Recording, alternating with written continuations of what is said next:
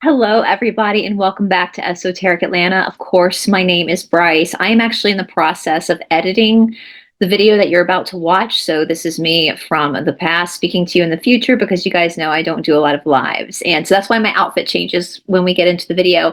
But I just wanted to bring something up with this reading.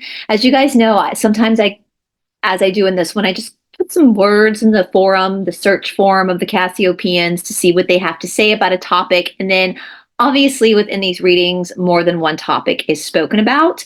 And this particular reading to me really cracks me up. But it's also really important. And after I got done filming this yesterday, I went and talked to my boyfriend about it. It's an older reading. We had this lady with Laura named Roxanne. And Roxanne is, you'll see in the reading, is really struggling with what the Cassiopaeans are telling her. There's a lot of bumping of heads when it comes to like her ego, her false sense of self, and the truth of what the Cassiopaeans are saying. And you guys know I love the Cassiopaeans for a lot of reasons, but one of the reasons why I love them is because they have tough love, right? And they're kind of snarky and they tell you the truth. They tell you what you need to hear, not what you want to hear. And I love that. And that's how I was trained in India with tough love. There's no gaslighting. There's no blowing smoke up your butt. It's just the truth. And my boyfriend brought up we had a really good conversation about this. And I felt like it was necessary for me to bring this into this conversation. So that's why I'm filming this introductory. He talked a lot about spiritual love bombing. And the reason why this is important to bring up is because what we see a lot in fake spirituality is spiritual love bombing. So when you're having a reading done and somebody tells you that you're this special galactic princess who's fighting the Lizzies at night, that's spiritual love bombing. That's manipulation. Or making you feel like you're the only star seed. You and just a few people are star seeds. That's love bombing. And love bombing is, again, a form of manipulation.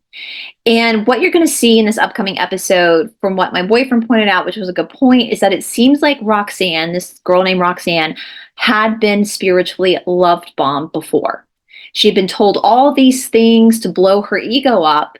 And then when it came to talking to the Cassiopaeans, it basically wasn't true. And so she has this almost like manic ego death, like this. She gets very upset that what she believed about herself is not necessarily true because she had been manipulated. Once you become manipulatable or loved, like, with narcissistic people, they love bomb you to get you in, to get your energy.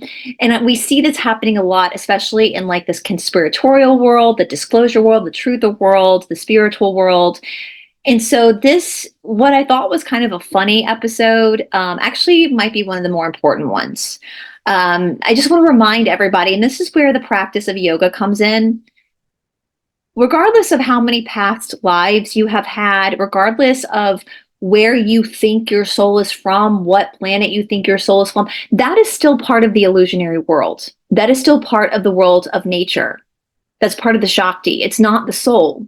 And the only thing that's permanent is the soul. The soul is not nature, right? The soul is separate from any type of planet, any type of constellation, any type of race, gender, whatever. And so again, this is such an important thing for people to hear and listen to because it feels good, right? It feels good when people say, oh yes, you have lived 1,000 lives here and you're such an old soul and you're special because you're a star seed. It feels good to feel that, but that's third density thinking and that's service to self thinking. At the end of the day, on the positive polarity, we are all special. We are all equally valuable, no matter how many lives we've lived, no matter what planets we come from. And frankly, none of us, as the Cassiopaeans say, none of us are actually from here. None of us are. So with that being said, I just wanted to give that little note before we get into the episode. And I do want to take a moment just to thank all of our sponsors and all of our patrons and our producers. So the sponsor commercial will come in the episode. But for now, thank you so much to our patrons and our producers here on Esoteric Atlanta. Without you guys, this channel would not be possible. If you would like to join our Patreon and or our producer community, there is a link down in the description box below. All right, you guys, let's get on with the show.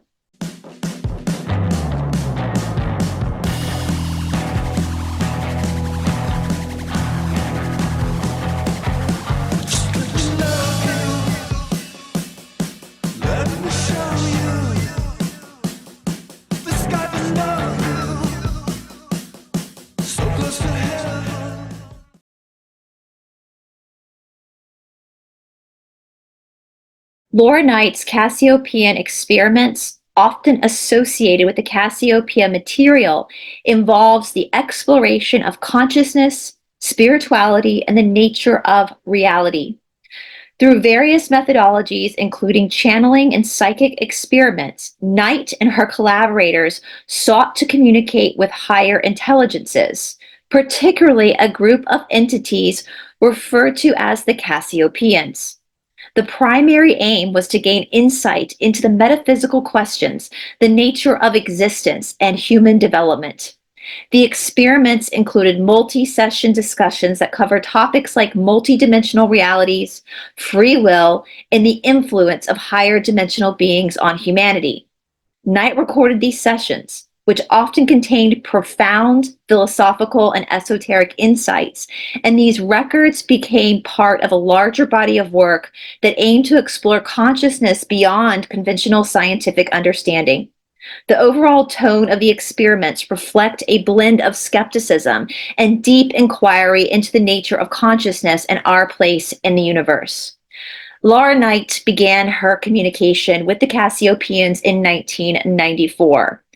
She is still in communication with the Cassiopaeans to this day. If you would like a better understanding of the Cassiopaeans and their impact on humanity, I would highly suggest checking out the Wave series by Laura Knight, the Cassiopaean Forum, which a link will be provided in the description box below, or purchasing the book that I personally am reading from that contains all of the transcripts and conversations between Laura and the Cassiopaeans. The Cassiopaeans base the soul's evolution and consciousness on the spiritual template known as the Law of One. The Law of One is also known as the raw material. It is a series of philosophical texts that emerged from a series of channeling sessions conducted by Carla Rucker, Don Elkins, and Jim McCarthy in the early 1980s. The sessions involved channeling a consciousness known as Ra, who claimed to be a collective of extraterrestrial beings from the sixth density. The key concepts in the Law of One are unity and oneness. The central tenet of the Law of One is that all beings are fundamentally interconnected and are expressions of the same universal consciousness. The phrase, "we are all one," encapsulates this idea, emphasizing that unity is the essence of existence. It also covers the densities of existence. The material describes the cosmos as composed of multiple densities or levels of existence. Each density represents a stage of spiritual evolution, with humans currently experiencing a third density, which is characterized by lessons in love, understanding, and most importantly, making choices.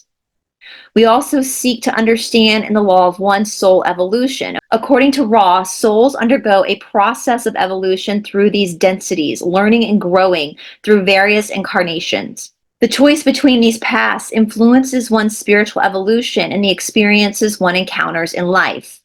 There's also discussions of the role of free will. Free will is considered sacred, and individuals are encouraged to explore and make choices regarding their spiritual development without interference from higher beings. If you would like more information on the Law of One, please make sure to check out the material for yourself. A link to all resources will be posted down in the description box below.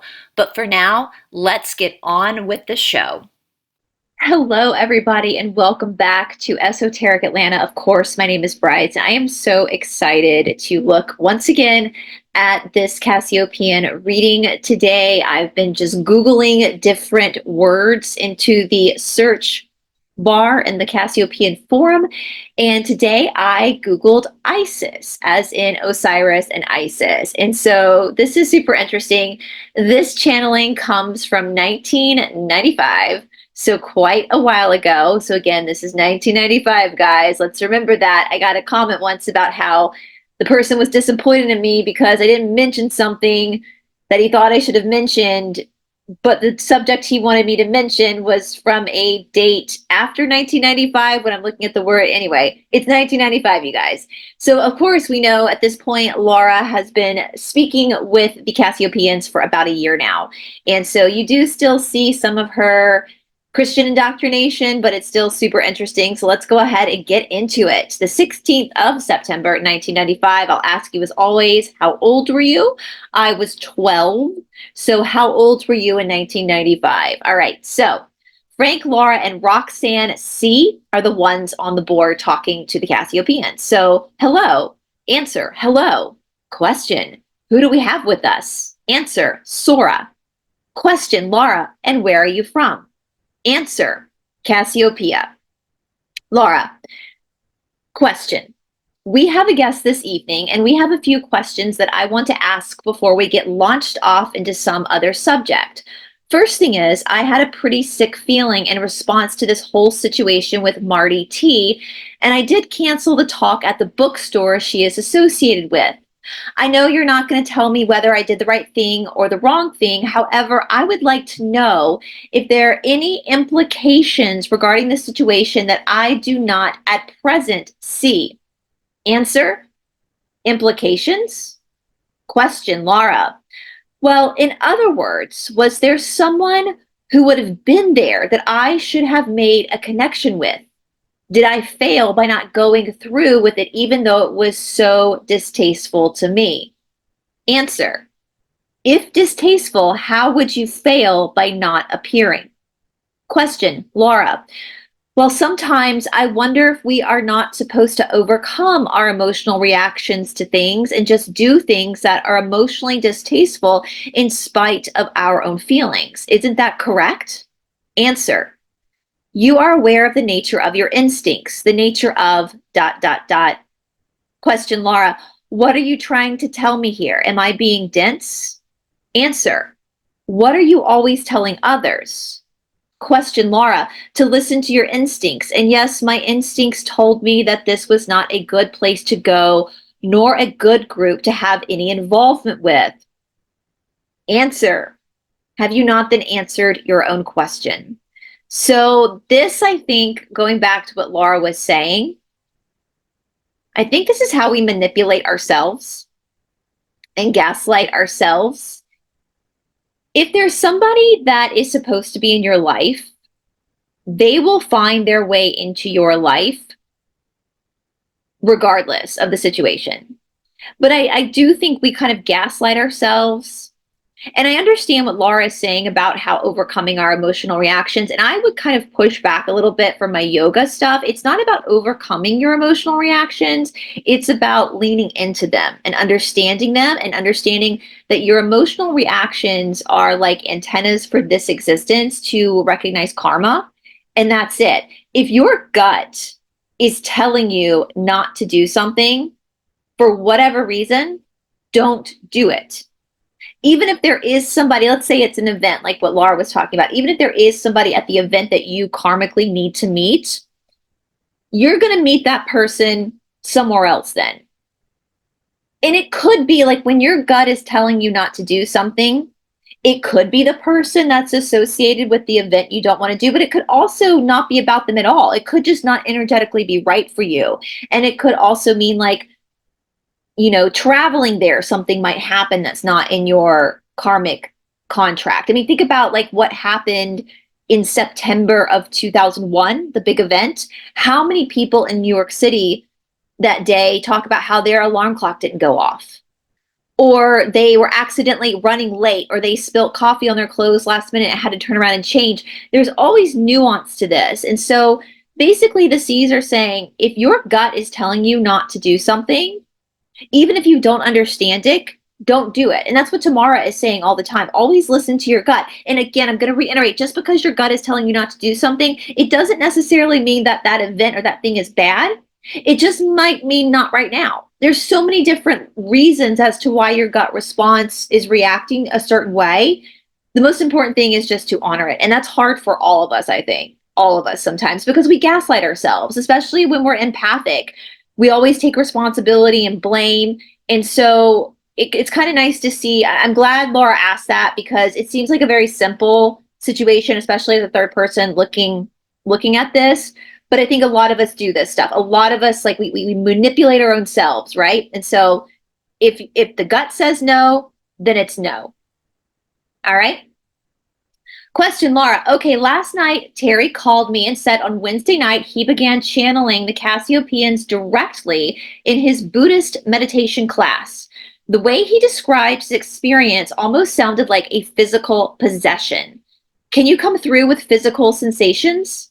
Was Terry channeling you, the Cassiopaeans, or a similar source? And I'm glad they're asking about this. I have a lot to say about this kind of shenanigans. All right. I'll have a lot to say about this. So answer, we must have been watching a different channel. Question, Laura, who was being channeled? Answer, ask Terry. Laura, well, he said he was channeling you. Answer, ask him after a few more sessions. Question, Laura, is there some danger that can be experienced if one goes to a class and the meditation teacher instructs everyone to stare into a mirror and channel the first thing that comes along?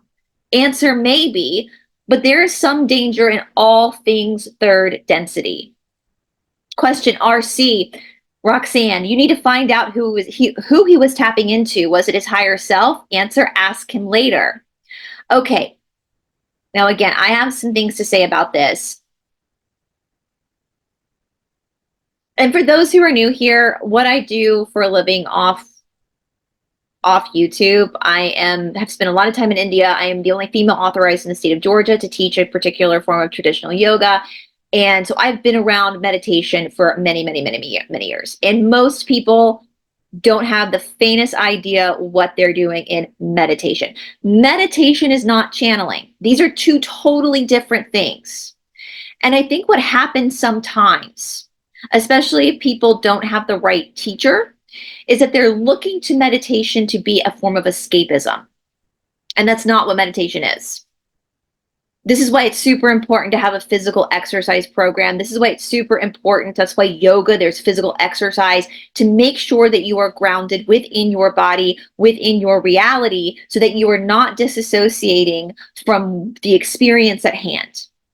Meditation is a one-pointed focus. Meditation is about bringing the mind to a one-pointed focus, which basically comes down to yoga chitta vritti nirodha, which got Sanskrit, that comes down to removing the thoughts. So we're having no thoughts. Now, you need thoughts when you channel. So this is where we have conflict here. Again, meditation is not channeling. These are two different things. This is why, right? So meditation is about you understanding your brain and your thoughts are not you. So you're observing them. Again, even though meditation is literally finding no thought, we can't do that. So we do the next best thing, which is observing that what's coming through our head, the information coming through our head, is simply a thought and not a direction. So what tends to happen in these meditation processes over a long period of time is what's called an ego death. Now, when one goes through an ego death, the ego is going to fight back even harder. The ego is the false sense of self. I'm not talking about ego in the sense of like narcissism. I'm talking about the illusionary self.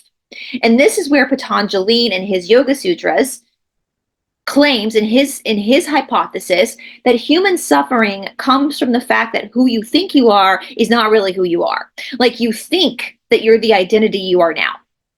So your thoughts are real. Everything's real, right? But what you really are is a soul who's experiencing the Shakti, who's experiencing the nature. It's like a roller coaster ride.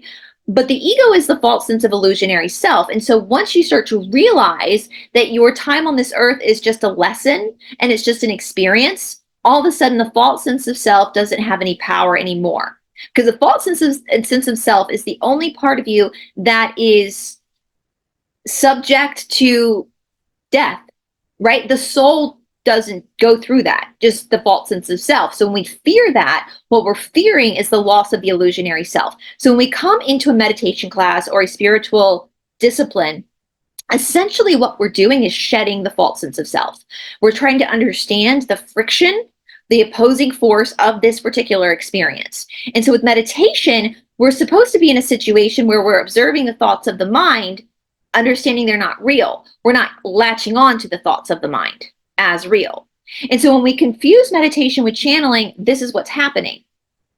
What probably happened, in my opinion, to Terry is that his ego started to panic because he was working on shedding that ego, that false sense of self. So it tricked him into believing he was channeling a group of people, right? It kept him into the delusion. And this whole thing about looking at the mirror and channeling whatever the first thing that comes along, like that to me is a huge red flag.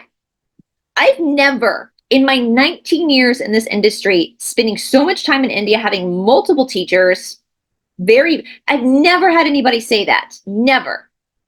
It's always been about observing your own thoughts, getting out of the delusional world, being grounded in reality, being in your body.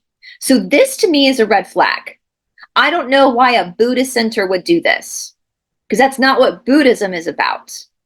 Buddhism, the Four Noble Truths, right? Suffering is all about suffering, that suffering exists, that it's part of this experience. We have to lean into the suffering. So why would a Buddhist monastery start getting you to disassociate from observing and leading into the suffering, the discomfort? It just doesn't make sense to me. This is a huge red flag.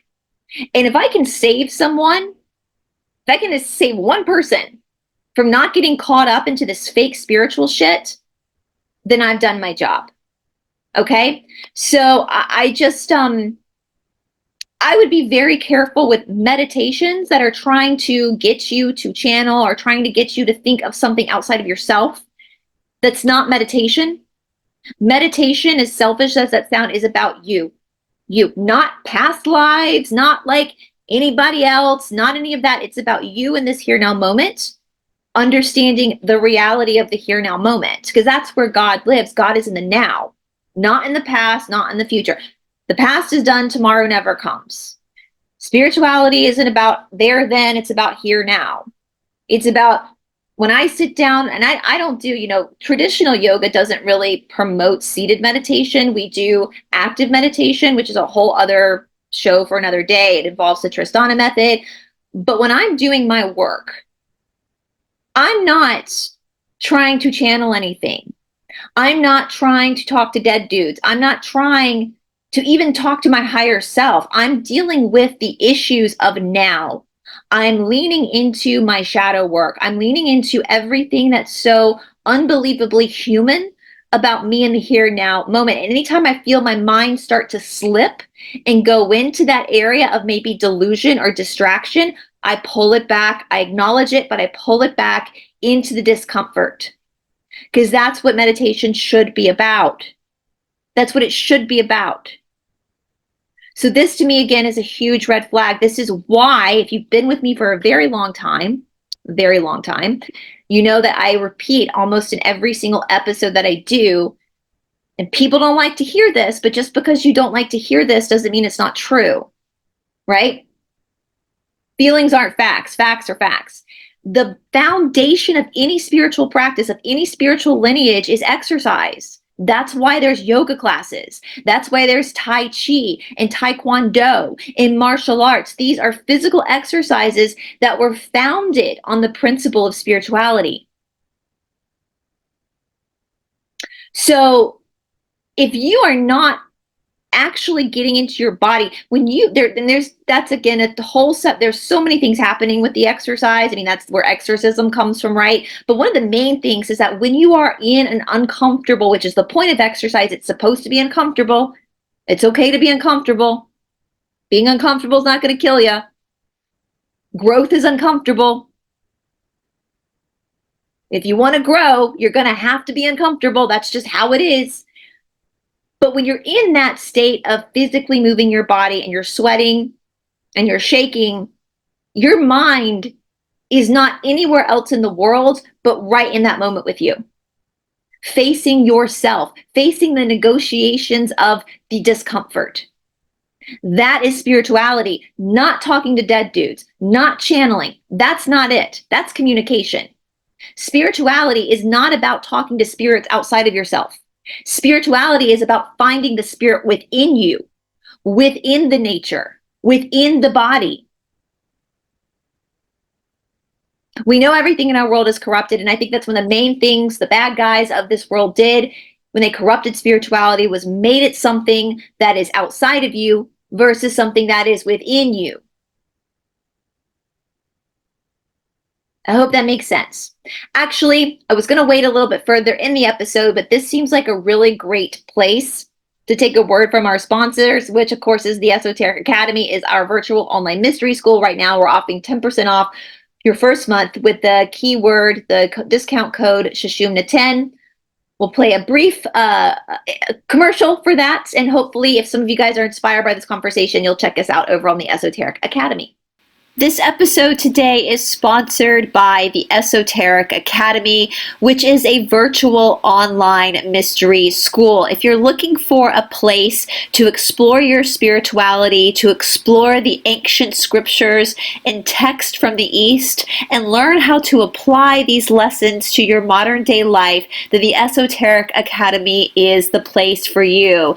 For only $25 a month, you have unlimited access to a library full of workout videos that incorporate ancient spiritual techniques into modern day movement. These workout videos not only give you a healthy body, but they also help you activate your chakra, understand your energy values, and become more grounded in your body. If you're looking for more than just the exercises, for $40 a month, you get unlimited access to all the exercise videos and access to many courses over the Bhagavad Gita, courses over the Yoga Sutras, courses over all the deep philosophy found in the Vedic text, as well as a deeper look at the Law of One and the Cassiopaeans. The Esoteric Academy also offers multiple meditations as well as a look at quantum healing. Each month you also get a live class with a master teacher on top of a live phone call and conversation with myself and other master teachers. Once you sign up for the Esoteric Academy, you do also get 7 days of a free trial to make sure that this platform is right for you. For more information on the Esoteric Academy, there is a link down in the description box below. And don't forget to add discount code Shashumna10 at checkout for 10% off your first month with us over on the Esoteric Academy. All right, Roxanne has some questions, okay? It is, as always, it's okay for questions. I have some personal questions and some non-personal questions.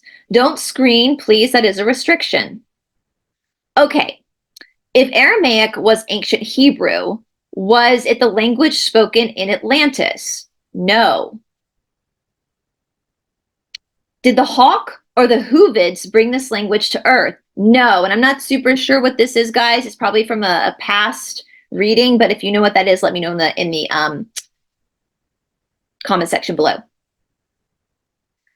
By scanning the Zohar, does this mean that the fire letters will ignite ancient memories, thus bringing the truth to the surface? These are cult thought patterns. I love the C's and the way they just respond sometimes. These are cult thought patterns, and any type of cult where there's a pecking order is negatively oriented. All right.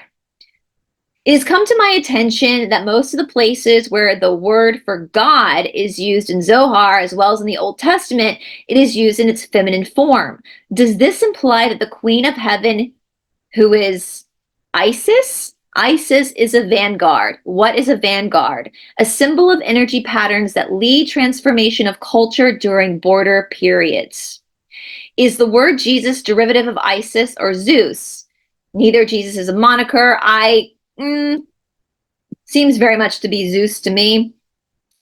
What is a moniker? What do you mean? Don't you have to pray in the name of Jesus for protection? Prayers are not necessary for protection once channel or appropriately conduit is properly grooved. So we are that conduit, the mind-body-spirit complex. Be in your body. Be in your body, not out of your body, in your body. The recent movie, The Prophecy, produced by Maxwell, is She is of the Light. And what purpose is behind sending this glimpse of this holographic image to Earth now? Will the movie awaken people to the reality of the Holy War and whose message is being served through this film? Several questions crisscrossing thought patterns. That's one thing with the C's. You have to be very precise with their questions, and that's a lot of questions. Let's see. Question, whose message is being served by this film? What do your instincts tell you? My instincts tell me both sides. Okay. Again, two things can be true. The good and the bad are going to come through in a lot of research, right? I just want to know if there's any specific force behind we are. Oh, that may not be confirming. What do your instincts tell you? It was about the fallen angels. Lucifer. Laura interjects, have you read who the seas say Lucifer is? I know this answer to this question. So Laura's interjecting here because we already know. The seas have already told us who Lucifer is and who the fallen angels are. She says, Roxanne says, one of the fallen angels, the angels of light, it is a lot to go through. They say, before we can answer some things, you must ask other things. Roxanne says, will there be another war in heaven between the angels? Answer, assumptions are fun to deal with. So obviously Roxanne still has a lot of Christian indoctrination, cult programming, indoctrination. Question, Laura, you are assuming that there are angels and that they are fighting a war. Roxanne says, well, in a metaphorical sense, and the Cassiopaeans say, and you are assuming there is a heaven. Roxanne says, yes, are you saying that there is no heaven, no paradise? I don't believe that. Laura says there is a fifth density. Roxanne says, well, we are getting into semantics here. I don't agree with that. I don't agree. Heaven and fifth density are very different concepts. In heaven, that's like the end thing. You go to heaven, that's it. You're just with God all the time. But there's levels. Fifth density is where the higher self lives. It's where you go to rest after you finish a life, before you go back to third or fourth density. It's always a learning process. That's very much a Christian indoctrination, right? And that comes with fear. Because remember, the original teachings of Yahshua taught reincarnation and taught this idea of moving through your consciousness. So he never even, anything that's implied in the Bible about going to believing in Jesus to go to heaven was edited in later, right? It's obvious. Once you see it, you can't unsee it. To create this idea of heaven and hell means that you've got people, you've got them in your hands. You have power over them because now you can control the thing that we spoke about in the beginning that people fear the most, which is death. And so if you can get people to believe that you have all the answers on how to get to heaven, what not to do to end up in hell for eternity, then you have them in your power. And that's a negatively oriented act. So it seems like Roxanne is still very much indoctrinated by the church. The church is negatively oriented 100%. So here we go. Cassiopaeans say heaven is a concept more than semantics. Some think of third density environment, known popularity as Leavenworth is heaven. For one example, could be called Heavensworth. And that's true too. Heaven, there's no standard.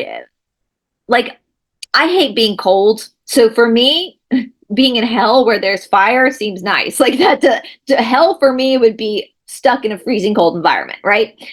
So heaven for other people would be different because of our different sense memory, our different karmic responses. So there is no one size fits all for this.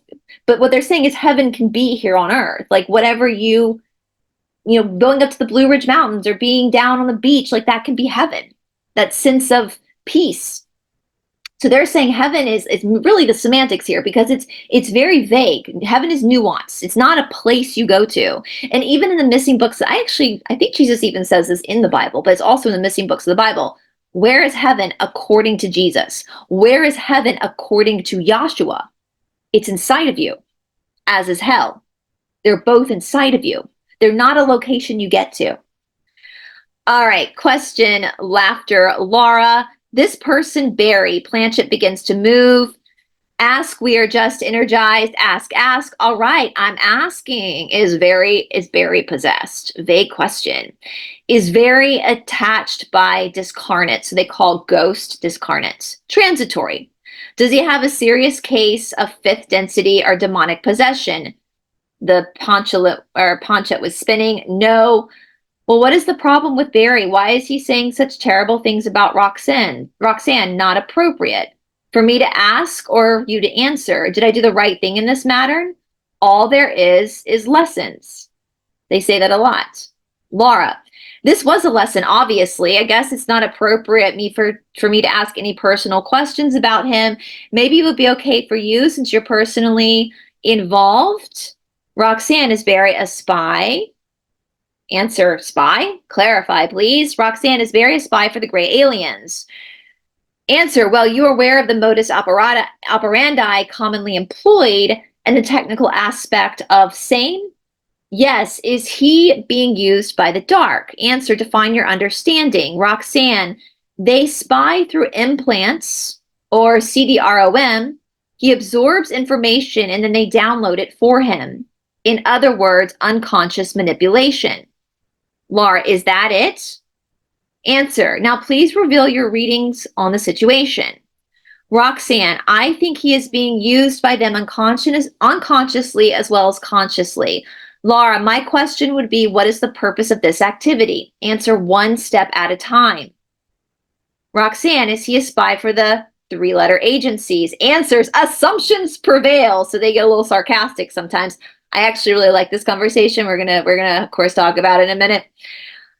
Laura, maybe you have some assumptions and they're having trouble transmitting through time. Roxanne, I don't think he's a spy for the three-letter agency. Answer, not the point. Roxanne, what is the point? Answer, three-letter agency? Laura, do you mean why worry about the three-letter agency when there are other things to worry about? Roxanne, why has everything he has done in my life turned to trouble? Answer, these are the questions that prompt reflection. Reflection prompts analysis. Analysis prompts conclusion, which builds knowledge, which fosters protection.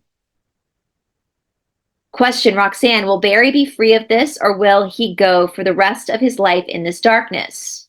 Answer, up to Barry. Question, Roxanne, will he do anything more to hurt me? Answer, are you learning? If you are learning, are you gaining knowledge? Question, Roxanne, well, I know about that, but I want to know if he's going to cause me more trouble. Answer. And this is coming from Laura, not the C's. What does it matter what he says if you have the knowledge which protects? Exactly. Roxanne, well, that's kind of like beating a dead horse. Answer, network.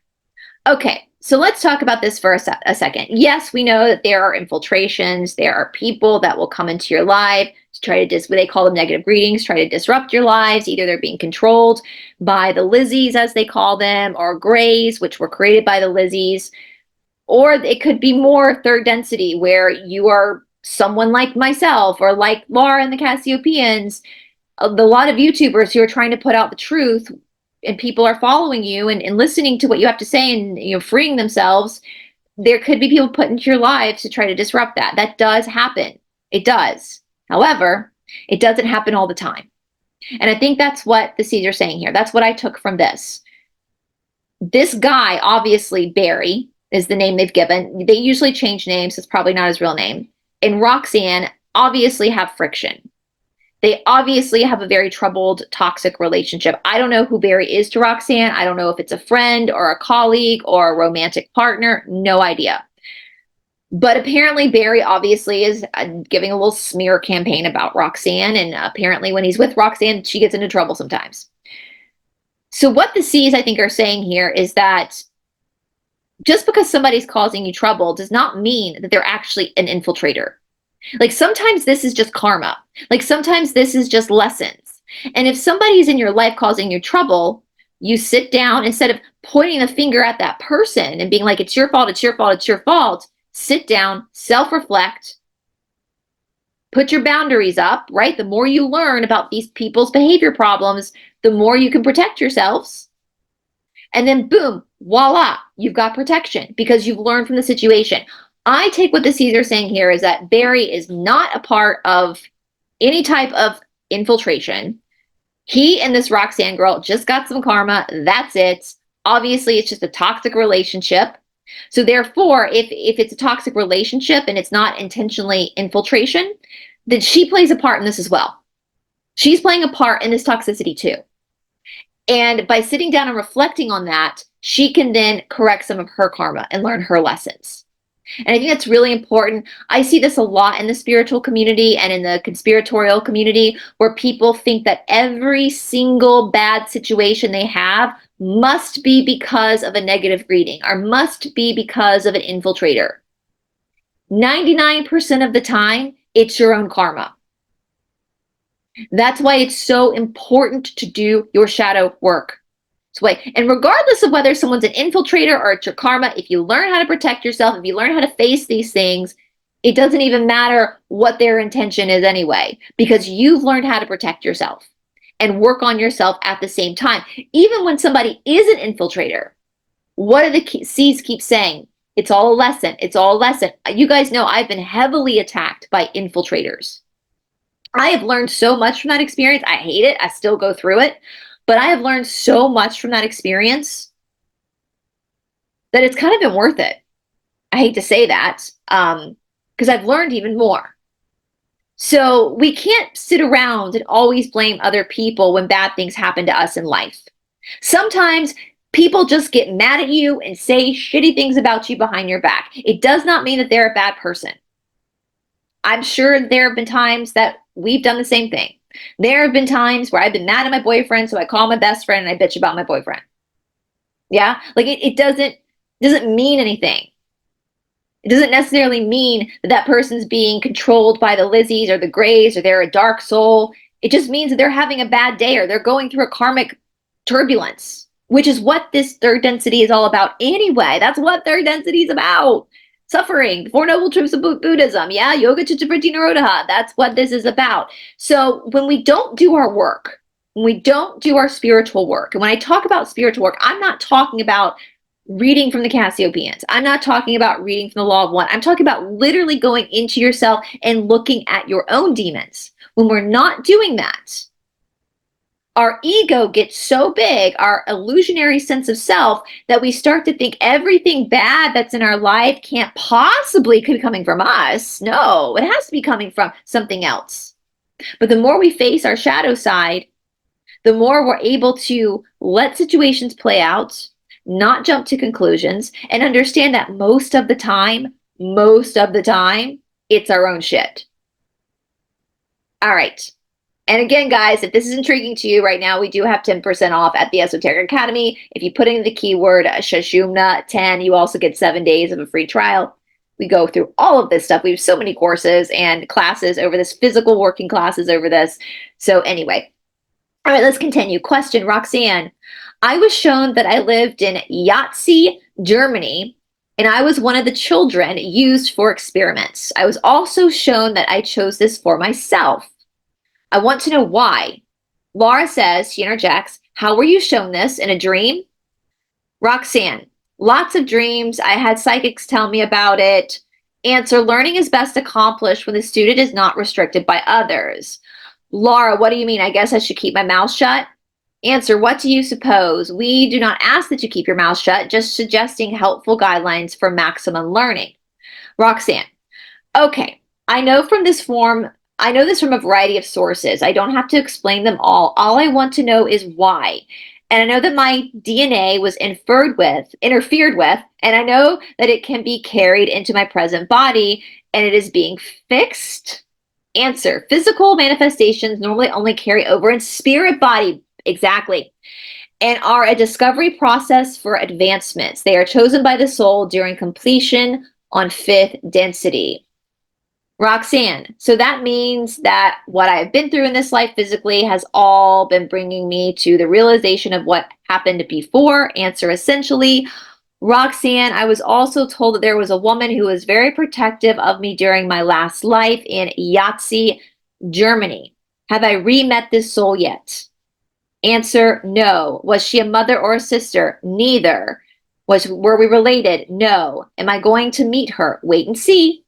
Roxanne, what is my relationship to Frank and Laura from a past life connection? Answer, discover. Question, did I know Roxanne? Laura says, did I know Roxanne in my past life in Germany? Answer, maybe. Question, Laura, now I was looking at the astrological charts just to see what kind of matches there were, and there was a lot. Roxanne says, according to astrology, that shows a past life connection. I feel also that something went on in Egypt. Answer, who were you? Laura, you mean me? Answer, yes. I was just a German woman. Roxanne, I was wondering about Egypt. Answer, but we're still in Germany. Laura, all I know is that I committed my own unaliving, and name was Helga, I think. Answer, who was your husband? Laura says, I don't know. He was Jewish. Is that what you're getting at? Answer, okay. Who were your children? Question, Laura, was my husband and the person who was my boyfriend years ago GM? Answer, not issue. Roxanne, they asked who were the children. Was I one of your children? Answer, discover. Laura, what was Roxanne's name in that lifetime? Answer, when we say discover, we mean for you to use your given talents to learn, not to have us lead you by the hand every step of the way. If we were to do that, we would cheat you out of an opportunity to gain knowledge and, more importantly, understanding. Thus, we would be abridging free will. Roxanne says, was my name Rachel? Answer, how do you examine past lives? Laura, hypnosis. Answer, bingo. Roxanne, so I need to be hypnotized. Can I be put under hypnosis? Laura, I'm sure you can. You told Frank and me about several past lives before. Answer, because the individual circumstances were not the same. Laura, who are the bird tribes talked about in the legend and more recently in several popular books? Varies. Roxanne says, who are the Hoovits? Answer, transplantary.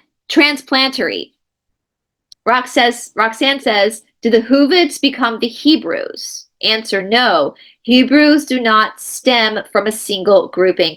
That makes sense because if you look at Hebrew people, there's so many different ethnic backgrounds and biological genealogy, so that makes sense.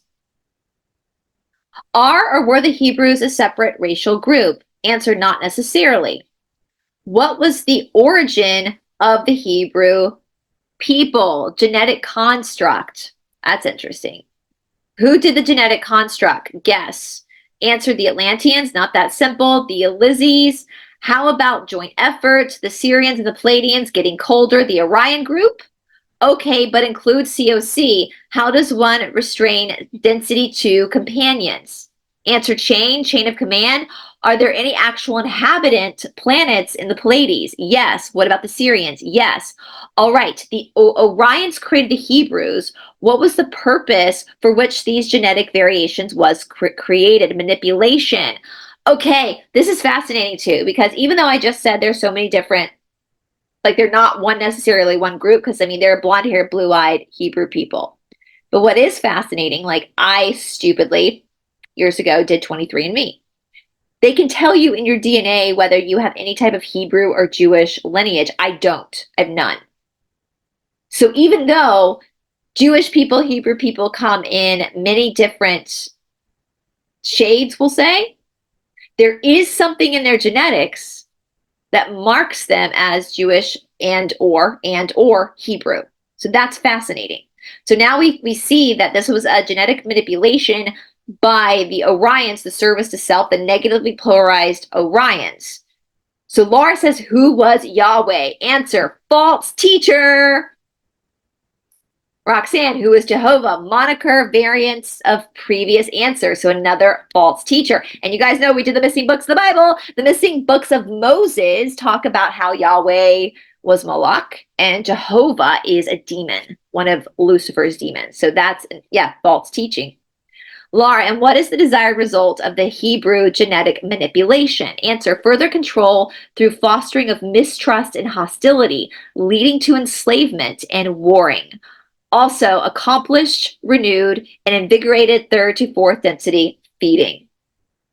That makes sense because what have the, bless their hearts, like what have the Hebrew people gone through? I mean, they've gone through a lot of horrific things. And so that creates the loosh that's needed for the negative entities to feed off of. Roxanne says the tetragrammaton, which is the code for the name of the God in the Old Testament, who or what does this code represent? Answer, be careful not to get caught in ancient descriptions, but ostensibly it means I am the one. Roxanne, The I am the one, according to my research, again, is another word for Isis. Let me ask about the birth goddess, talked about by Zachariah Sitchin. Laura intervenes. Is there such a thing as a birth goddess? Answer, whoa, wait a minute. What did we just advise? Roxanne says, don't get caught up in ancient descriptions. Laura intervenes. We asked about this once before and were told that it was just the ancient way of describing genetic experiments. Roxanne intervenes. Okay, why is it that the Hebrew being so specific in particulars in terms of gender qualities, how come in the Old Testament there are feminine connotations for the names of God and also feminine connotations for God being in her palaces as well as the masculine? Answer, why not? If it works, do it. Roxanne says, is the I am the one a feminine force? Answer, my dear, you seem to be struck upon gender classifications. Now, this is understandable, but prepare yourself for a long-winded explanation here, since there appears to be no other way. 1 density levels 5 through 7, there is no duality. The God force emanates down from 7th density and permeates all densities. It recognizes no classification related to duality, since it is perfectly blended, thus in permanent balance. Roxanne, but the gender names are in the original text. Answer, that is true, but the original texts were also deceptive in nature. Roxanne, how many children have I been used? Roxanne says, how many children have I been used for that are alien hybrids? Okay, I think she's asking like how much. Poor Roxanne. I feel like Roxanne's just very, very stuck in the world of illusion and mind control. But the Cassiopaeans are. I wonder how Roxanne is doing now, 30 years later. Hopefully she's woken up a little bit. I think she's asking like how many children does she have from her DNA? I think that's what she's asking. And to answer this question would alter your chosen path of learning, so therefore must be deferred. Roxanne, I have already gotten this in my meditations. Again, with these meditations, no, Roxanne, that's not meditation, darling. That is not meditation. Meditation is you dealing with Roxanne. Roxanne is dealing with Roxanne in meditation. Roxanne is not dealing with other things outside of Roxanne. Roxanne is dealing with her own emotions, her own anger, jealousy, whatever's going on with Roxanne is what Roxanne needs to be dealing with in meditation. Not some story, not some grand drama that distracts you from dealing with your own shadow work, which I think, Roxanne, they've kind of already talked to you about with the whole Barry situation. Like, you need to focus on Roxanne. Don't need to be spending so much time focusing on a past life. That's just a distraction. You need to focus on Roxanne and Roxanne's relationship to Laura and Frake now in 1995. Not there then, but here now, because now is when this karma is playing out. That karma has already been done. Okay? So, Roxanne, I've already gotten this in my meditations, which is not a meditation. So maybe they can help me out on it. I have been given names in Hebrew in my recent meditations that have struck in my head. One word for government, the other for state or politics. Does that mean that I am meant to be working in politics or for the government? Which government is this my destiny? Answer, well, again, we know the answer to that, but must let you discover in order to learn. Roxanne, I am being called to serve. Is it a government on earth or... Answer, one interpretation, but not the only one. Remember, government is nebulous, and dreams can be pathfinders, and dreams can be warning, and dreams, I'm going to add, can be just your mind working out shit. I'm very funny about dreams. I don't take dreams too seriously because there's so many things that can be happening in your dreams. Roxanne, how many lifetimes have I spent on Earth? I already know the answer. Someone told me. I just want to know. 87. Roxanne, not 445, that's it? So I'm not really from here? Answer, would you rather add a few? We add a few? Roxanne, girl, get out of your ego. Roxanne is in her ego. Roxanne is in her ego. Roxanne is in her ego. So they're saying, would you rather we add a few, is saying if you don't wake up, Roxanne, if you don't figure this out, you're going to have to live more lives in third density. That's what they're saying. Roxanne, so I'm not really from this planet. Answer, no one is ultimately. Remember, you are eternal. 1 through 3 are not. So this is what gets me too. People talk about star seeds, star seeds, star seeds, star seeds. We're all star seeds. None of us are. And even being a star seed, that is still of the illusionary world. That is still Prakriti. You are a soul, which is none of those things. This is transitory. When you go to Six Flags, we have Six Flags over Georgia down in Douglasville, Georgia. It's like, on a good day, 20 minutes from where I live. I haven't been to Six Flags in years. If you go into Six Flags, it's an amusement park. There's all these roller coaster rides. You get on one roller coaster ride. Are you the roller coaster ride? No, you're not. You're the person riding the ride. And there's multiple rides that you can ride. But are you from the amusement park? No. You're a soul that traveled there. This is why no one I don't think anybody, in my opinion, this is just my opinion, no one should be doing this work unless they've actually spent years working on themselves first. So they get out of this delusionary, I'm so great, my ego, because this is all egotistical, right? Like this is all part of the illusionary sense of self. This is all part of the ego. Look at me, I'm so great. How dare you say I've only lived 87 lives on planet Earth when this other person told me I lived 445 lives, which makes me superior. And how dare you? Like, I need to know what, because I'm better than everyone else. I'm better. I'm more advanced than everyone. That is so illusionary sense of self. We're all souls doing our lessons. And that's what they're saying. If you can't get this, you're going to have to keep coming back until you do get this. And none of us are from this planet, right? Laura, did Roxanne have other lifetimes and other planets in third density? Discover. Question, Roxanne, I was told based on the lines in my palms that I had lived 444 lives. So there's a huge discrepancy. Laura, well, are you talking palmistry now? And that's Frank's Bailwick. You know, he is the most gifted palmist you may ever encounter. Frank, let me tell you right now, you can't read anything about past lives in the palm. Roxanne said that's not what this woman says. The left hand is the past, the right hand is the present. Nope. And the lines on the sides are like the age rings in the tree trunk. Frank, no, let me explain. They break, no, your right hand is your masculine side, the left hand is your feminine side. That's it.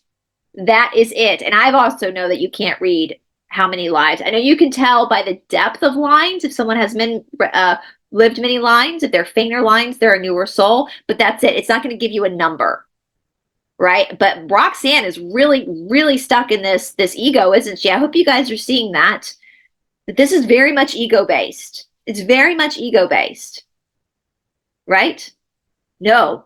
I have to have lived all these lives because that somehow in Roxanne's mind makes her more valuable as a human being. If you're breathing, let me just clear this up right now. If you're breathing, you're valuable.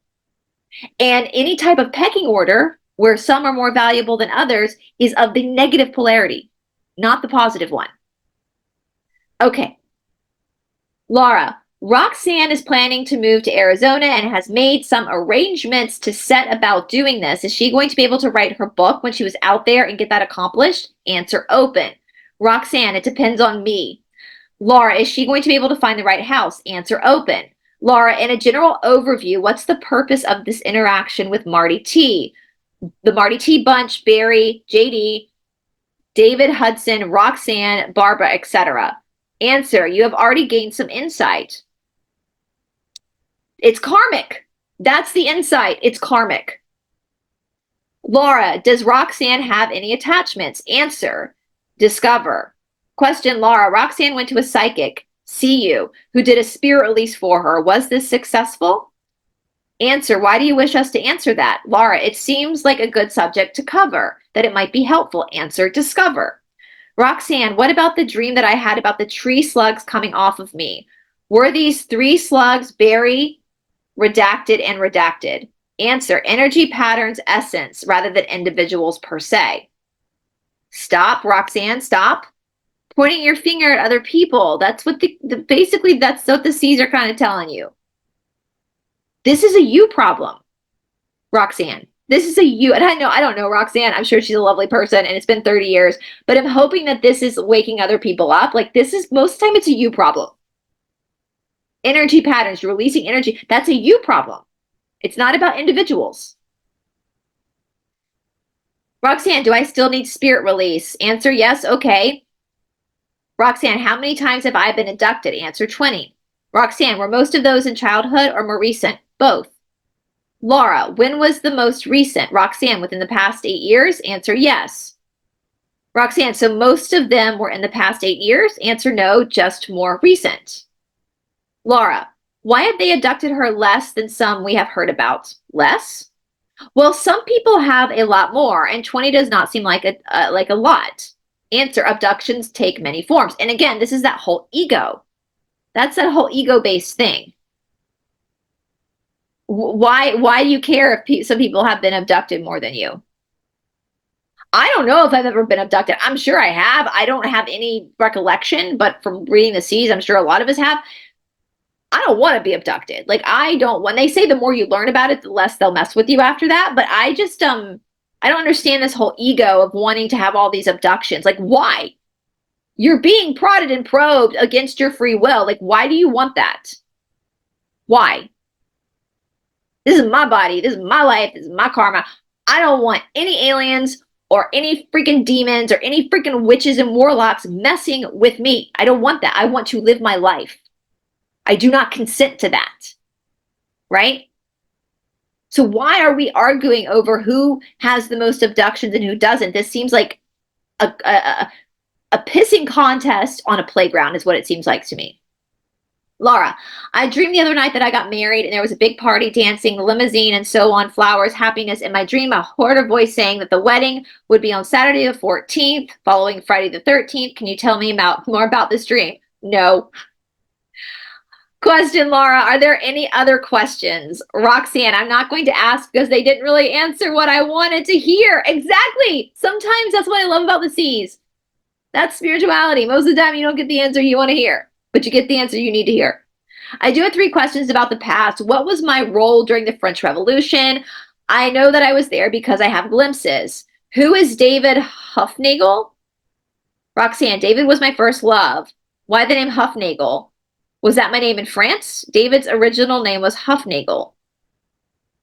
Roxanne, that was my first boyfriend in South Africa. His name is now Harris. No, changed his name. Laura, what does that have to do with the French Revolution? Roxanne, he was there, right? Answer, we are receiving strong wave patterns surrounding subjects we choose to cover. Thus, we have interpreted inquiries. Laura, okay, anything further on that?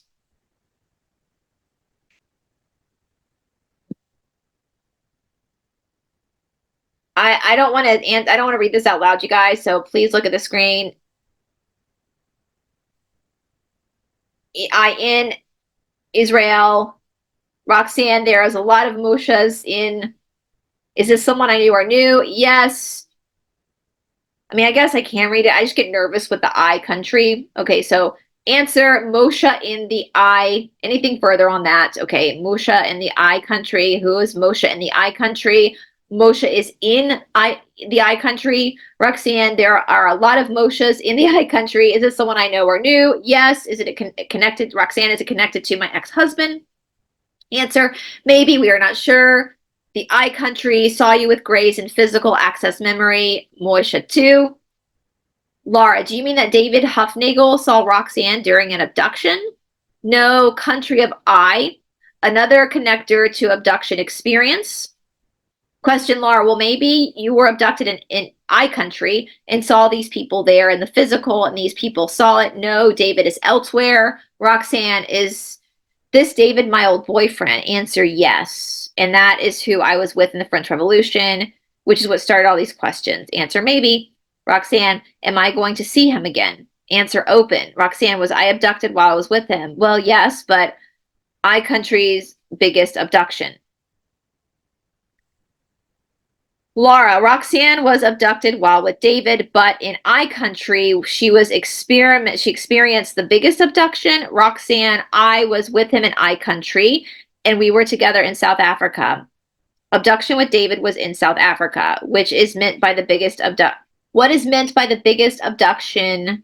What is meant by the biggest abduction was in I country, physical retrieval.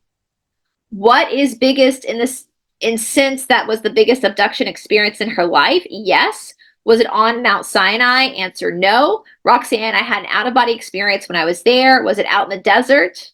Yes. Was it done during, what was done to her during this abduction? Open. Who was the abductors? Who was doing the abduction? The Greys. It's always the Greys. Roxanne, was that when I was pregnant? Answer, yes.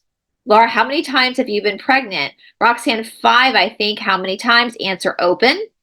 I get that. Sometimes we don't know we're pregnant. We miscarry without even knowing that. That's a totally different topic for a different day. So I get why they said open. Roxanne, this makes sense because my migraine started in South Africa. I lost my virginity in the desert. And so that is probably when they started abducting me. It's the whole sexual thing, right? Yes. Roxanne, and the guy died. Laura, that's interesting. Okay, change of subject. Back when we were talking about the pit on Oak Island, you asked me to do some research on it. The answers I came up with were that the responsible groups were alchemists. Is this correct? Yes. Was one of the alchemists involved Nicholas Flamel? Yes. Is it true that there is an enclave of alchemists that live somewhere in the Pyrenees? Yes. Is this the group you refer to as the quorum in previous sessions? Partly in Oak Island, you guys know. I believe it's in Canada. That's a whole story. Maybe we could do more on it. I'll look and see if they have more stuff on Oak Island, but that's, yeah. Okay. Do these alchemists use their power to talk about David Hudson to enhance their longevity and their physical health? Answer, and to control. Laura, are there people in this enclave who live for literally hundreds, if not thousands of years? Open. That's interesting. That's interesting. How does this monatomic god control gold? How does this monatomic gold control others? Answer, too complex to answer right now as energy is waning. Laura, should we just say goodnight? Answer, goodnight, end of session. All right, you guys, I will definitely do some deeper look into the Cassiopaeans forum for Oak Island. I know my boyfriend and I have talked about Oak Island because the Cassiopaeans do say more about what that is, and that is one of the biggest mysteries of what is going on with this like pit. I think it's up in Canada. It's up on the North Atlantic seaboard. So anyway, you guys, I hope you enjoyed that. Once again, please leave your comments and your questions down in the comment section below, and I will talk to you all soon. Bye, everybody.